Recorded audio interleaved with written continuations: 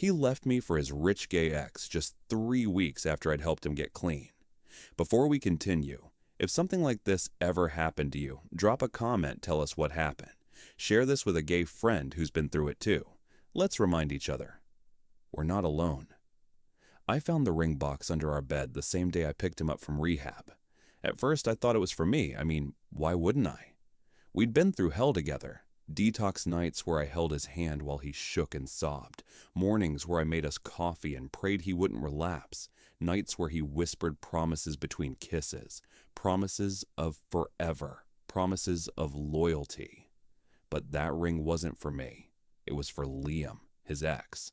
The one who ghosted him after college. The one with the penthouse condo in Manhattan and a family name you'd read on buildings. The one who had once looked me up and down at a club and said, "Cute, are you his pet project?" I'd laughed it off. Now it wasn't funny anymore. The box was tucked behind a shoebox of old Polaroids. I opened it, heart pounding, and there it was. A white gold band with a tiny sapphire set in the middle. Liam's birthstone. I knew it wasn't mine. He'd asked me once if I liked sapphires, and I told him I preferred emeralds, but I didn't ask questions. Not yet. I waited, for signs, for answers, for him to tell me what the hell was going on. He didn't. He started coming home later, smelling like expensive cologne, wearing crisp shirts I hadn't seen before. He said he was applying for jobs, said he was seeing his sponsor. Then one night I followed him, took a cab 2 cars behind, watched him walk into an upscale steakhouse and sit across from Liam. Watched him laugh like he used to laugh with me. Watched him slip the ring onto Liam's finger across the table. He'd proposed. While I waited at home making dinner and folding his laundry, I felt like I'd been punched in the throat. But I didn't cry. Not yet. I smiled. Because if there's one thing he forgot about me, it's that I never go down quietly.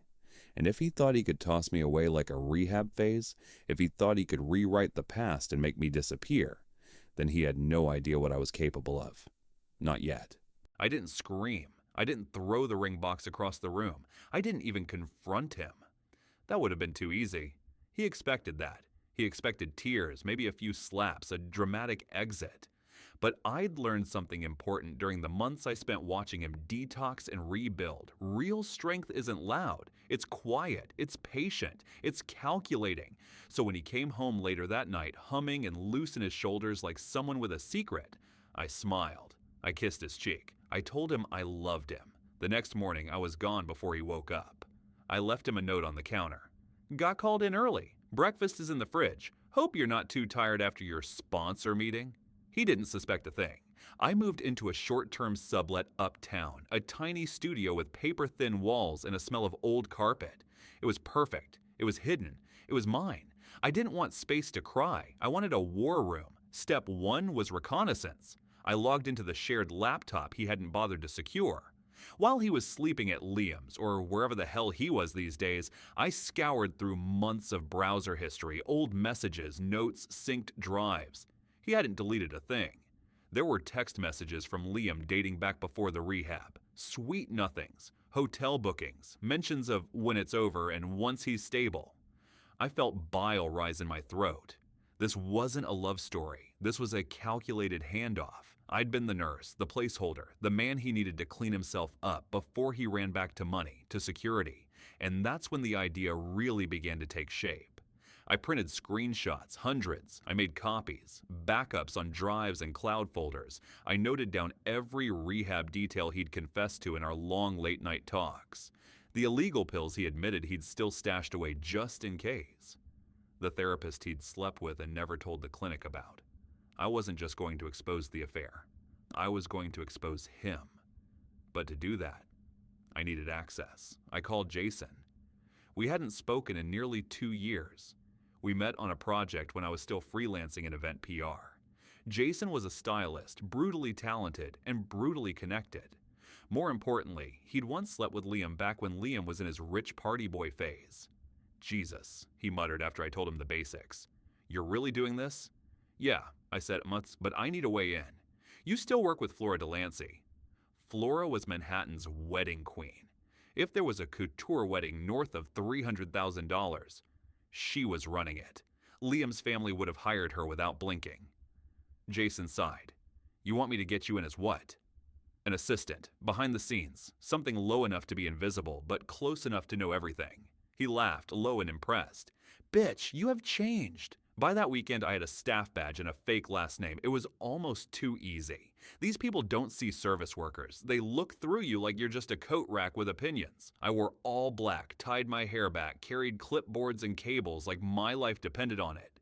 No one questioned me. And there it was, in a folder on the planning table. Client, Liam Hollister and Jeremy Levenstein. Seeing our names printed together on luxury paper stock made my stomach twist. The rehearsal was scheduled for next month. A guest list of 280.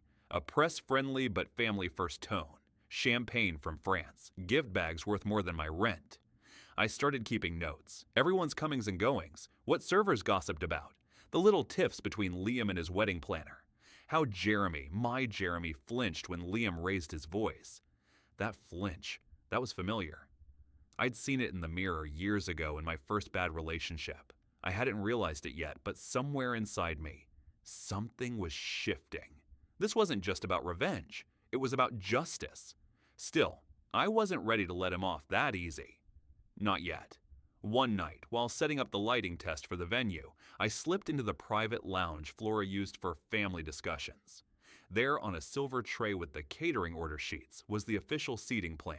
Jeremy's parents, Liam's board member cousins, and, me, my name. Tucked into a table in the back, right near the bar. A sympathy invite, a leftover obligation, or worse, a twisted gift, like he thought I'd be proud to witness his happily ever after? Whatever it was a mistake, because now I was inside the gates, and the first stone had already been thrown. The moment I slipped the flash drive into Flora's assistant's laptop, I knew there was no going back. It wasn't sabotage, not exactly. I wasn't tampering with the ceremony, or deleting files, or spiking the cake with laxatives like some bitter ex in a Netflix drama. No, I had something much better, something cleaner. The truth. Delivered surgically, through whispers and carefully guided exposure. The drive contained everything. Screenshots of texts between Liam and Jeremy from months before Jeremy's recovery began. Voice recordings from the apartment. Those little drunken murmurs Jeremy made in his sleep that I'd once thought were just fragments of his past. Now I knew.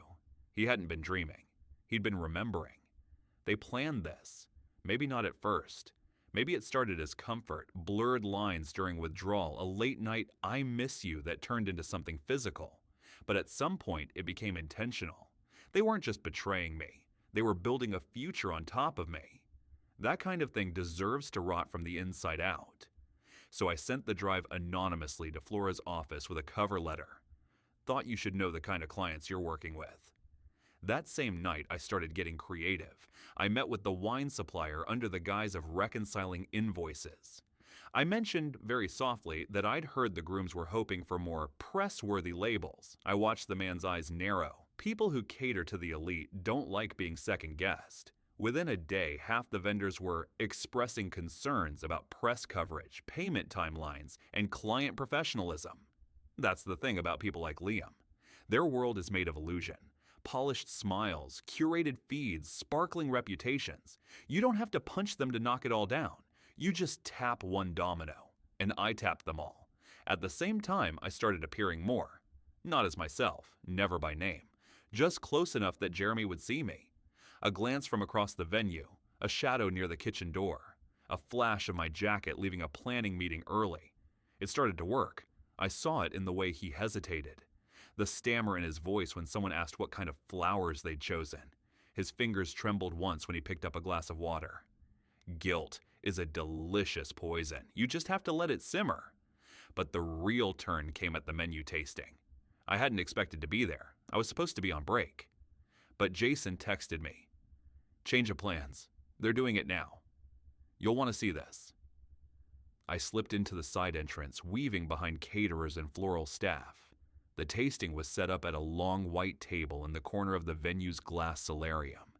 The sun was spilling in golden and soft, casting halos around every dish. Liam was talking too loudly, laughing too hard. Jeremy looked like he hadn't slept. Flora was introducing dessert options when Liam reached across the table to brush Jeremy's cheek with his thumb. The gesture was slow, deliberate, territorial, and that's when Jeremy saw me. I didn't move. I didn't smile. I just stood there. He froze. His fork slipped from his hand and clattered onto the marble table. Everyone looked. Flora blinked. "Everything all right?" Jeremy muttered something about feeling dizzy and stood up too fast. He knocked over his chair. Liam shot him a look, sharp, confused, embarrassed. I disappeared before anyone could connect the dots. Later that night, I got an email from a burner address I'd set up months ago, one Jeremy had used once to send me his rehab journal entries when he was trying to stay clean. Subject: "Please body. I don't know what you're doing or why, but I see you. Please stop. You were right about everything. You didn't deserve any of it." There was no signature. I didn't reply. Instead, I contacted an old friend, Nate, a guy who used to do social media cleanups for disgraced influencers. He owed me a favor. I gave him the names of every board Liam had ever sat on, every nonprofit gala he'd chaired, every photo op he'd staged with queer youth initiatives and recovery charities, and I gave Nate proof of the affair, the timing, and Jeremy's full relapse timeline that had been deliberately covered up to keep up appearances. It took 2 days. Liam's charity pages started getting flooded. Comments disappeared and reappeared. A video surfaced. Jeremy, outside a hotel, clearly under the influence, stumbling into a waiting car that wasn't mine. It spread, not viral, but enough to leave a stain. And then, the phone call. It came at 2:03 a.m., my real number. He still had it. I answered without speaking. He breathed just once. Then, "Why are you doing this?" His voice was raw. I closed my eyes. "Because you made me your ghost, and now I'm haunting you." He didn't reply. The silence stretched for 8 seconds. Then the call ended. But I wasn't finished. Not yet. The rehearsal dinner was in 6 days. I already had the outfit, the timing, the script, and this time I wouldn't be hiding in the shadows. This time I'd be center stage. The night of the rehearsal dinner, the venue was soaked in champagne light and self-importance. Every corner of the room screamed curated perfection, down to the eucalyptus tucked between the napkins and the trio of string musicians playing indie covers with just enough pretension. But underneath it all, there was something taut in the air. I felt it in the glances, in the slightly too quick laughter, in the way Jeremy didn't meet anyone's eyes for longer than necessary. I wore black, not because it was subtle, but because it wasn't. Sharp lines, tailored edges, no name tag, no title, just presence. Enough to make people wonder, who invited him? Enough to make Jeremy freeze again when he finally noticed me leaning casually near the back bar, sipping from a lowball glass and looking directly at him. He faltered mid-sentence, his mouth stalling as if he'd swallowed glass. His fiancée Liam followed his gaze. That moment, those 2 seconds where recognition bloomed in both their eyes, was why I came. I wasn't hiding anymore. A few heads turned. Flora furrowed her brow and leaned in toward Liam. He whispered something to her, too fast, too tight-lipped. She nodded stiffly and vanished into the crowd. I didn't move. I wanted them to come to me, and they did. It was Flora who approached first, flanked by a security manager I knew by name. "I'm sorry," she said, her smile tight as plastic wrap. "This is a private event." I gave her a nod. "Understood. But I believe you know that already." "Intimately," I replied, then leaned closer, voice low. "Has he told Liam yet, or is he waiting for the ceremony to crash and burn?" She blinked. "I assume you watched the drive." Flora's jaw clenched so tightly it looked like her molars would snap. She didn't answer. Instead, she motioned toward the exit. "Please." I walked, slowly, drink in hand. As I passed Jeremy and Liam's table, I locked eyes with Jeremy. His hand was on Liam's arm. It didn't move, but his fingers had gone white around the knuckles. And then I dropped it. Not the glass. Something worse. The envelope. Plain. Sealed. Addressed in simple handwriting. To the groom who needs it most. I placed it on the linen beside the candles and walked out. Let the wolves chew on that. The envelope held a letter.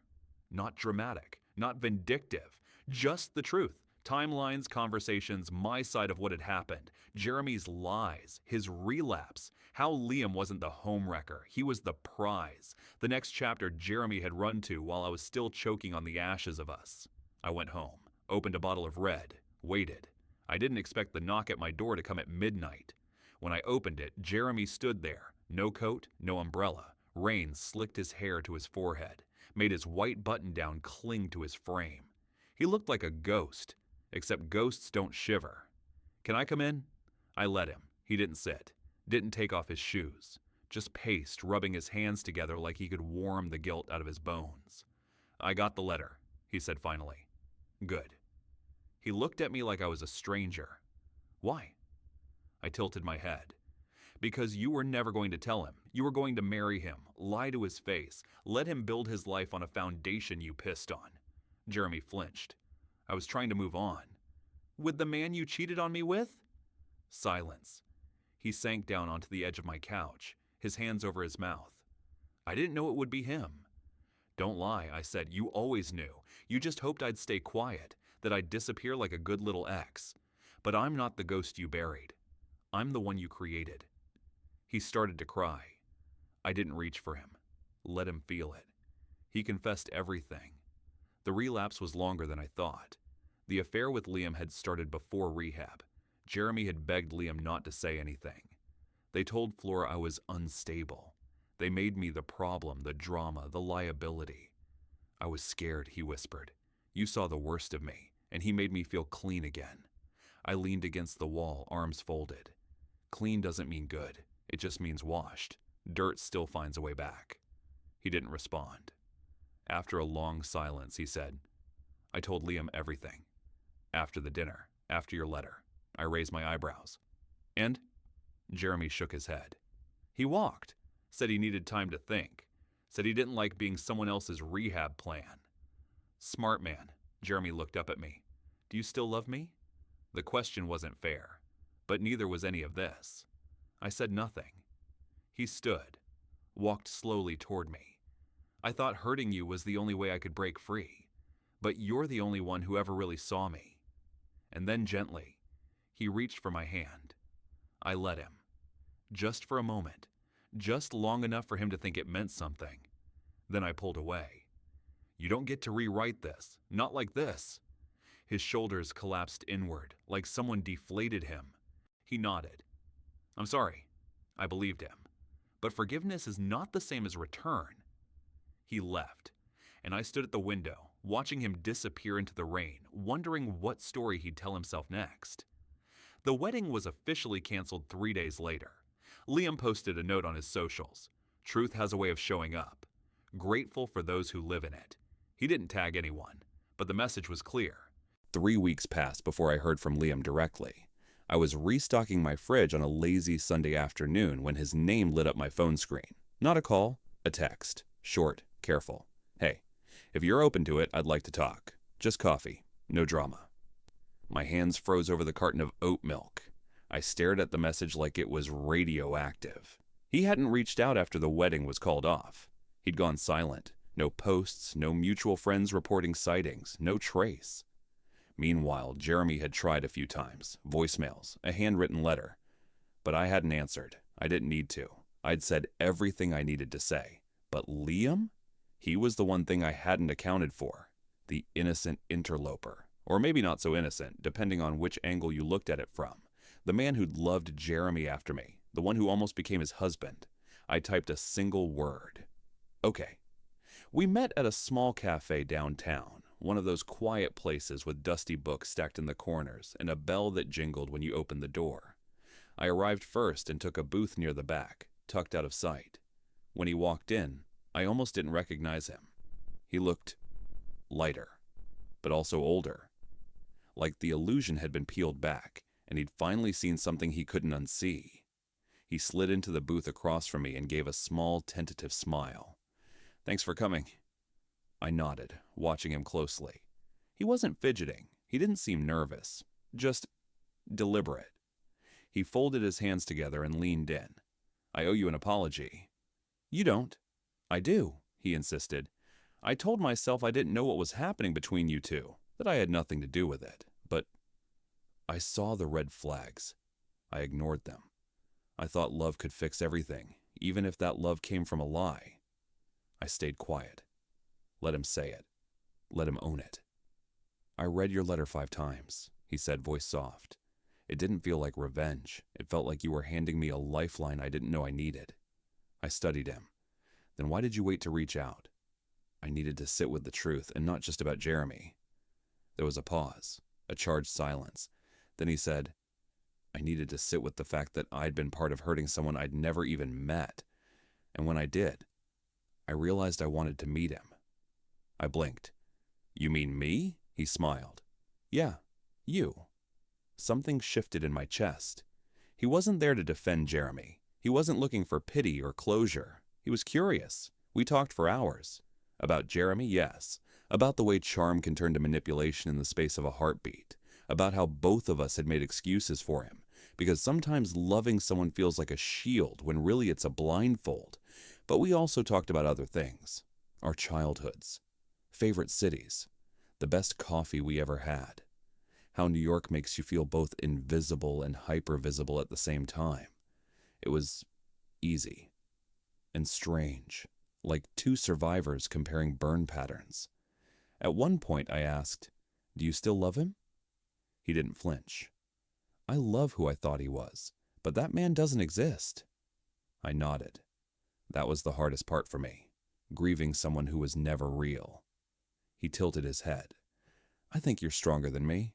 I looked away. I think we're just different kinds of broken. When we finally stood to leave, Liam hesitated. Can I ask you something weird? Sure. He shifted on his feet. Do you think there's a version of this where we could be friends? The question surprised me, but I didn't say no.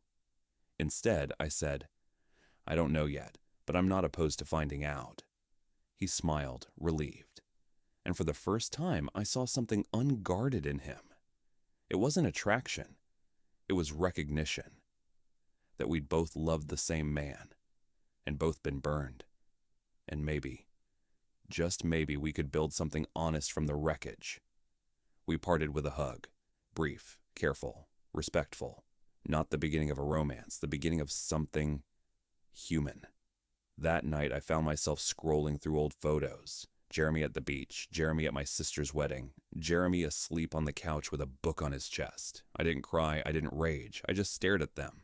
Then I deleted everyone, not because I hated him, but because I no longer needed the evidence. I had my own story now, one that didn't end at betrayal, one that didn't hinge on being chosen or discarded. I was free, and freedom, I was learning, is quiet, but beautiful. 3 months after my meeting with Liam, I found myself standing at the edge of an unfamiliar rooftop, drink in hand, city stretching out beneath me like an open scar. It was a friend of a friend's party, one of those vague, semi-pretentious art world things I'd usually dodge. But something in me had shifted. I wasn't hiding anymore. A soft breeze danced around my collar, the night thick with heat and the hum of possibility. People moved behind me in loose, glittering clusters, laughing, flirting, debating politics over poorly mixed Negronis. I let the noise wash over me, a gentle reminder that life was still happening, and I was still part of it. Didn't expect to see you here, a voice said behind me. I turned. Jeremy. Of course, he looked thinner. Gaunter, maybe. His tan had faded, his beard more grown out than I remembered. There was a twitch of discomfort in his smile, like he wasn't sure which version of himself to be in front of me. Guess we're both full of surprises, I said calmly. He stepped closer, eyes searching my face. You look good. I am good. He nodded slowly. Liam said you met. We did. Are you two? No. His jaw tightened. Just a flicker. He looked like a man used to being followed by ghosts, only now one of them had learned to walk on its own. I wanted to say sorry, he offered, hesitant. Why now? I asked. He exhaled. Because I thought I was the victim in all of it. Even when you walked away, even after I hurt Liam. I told myself you'd exaggerated everything. But I see now. I was the storm.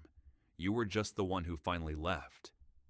There was no joy in his confession, no performative redemption. It was too late for that. Still, it landed with unexpected gentleness.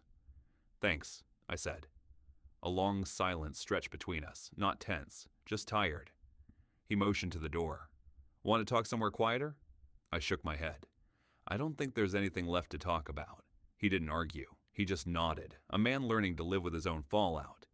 I turned back to the city, and after a beat, I felt him slip away.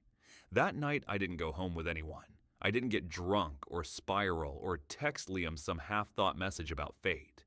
I took a cab to my apartment, kicked off my shoes, and sat on my couch with a bowl of cereal and reruns playing softly on the TV. It wasn't poetic, it wasn't cinematic, but it was real. I had no illusions left, no lingering fantasies about what could have been with Jeremy, no desire to prove anything or burn the past to the ground, just clarity and peace. That's the thing no one tells you about revenge. The real version doesn't always come wrapped in fire or fury. Sometimes it looks like healing in silence, like not needing the last word, like walking into a room where your ex stands and not feeling a single crack form inside you.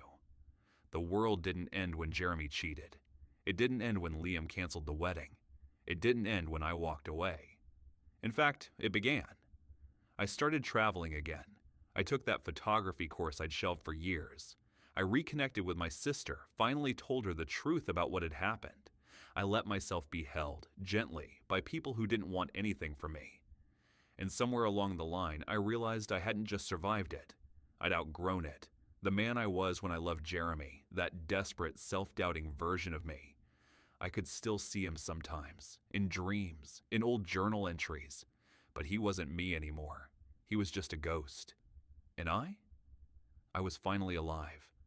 So if you're wondering what happened to the man who got cheated on, lied to, and left behind, he found something better than revenge. He found himself.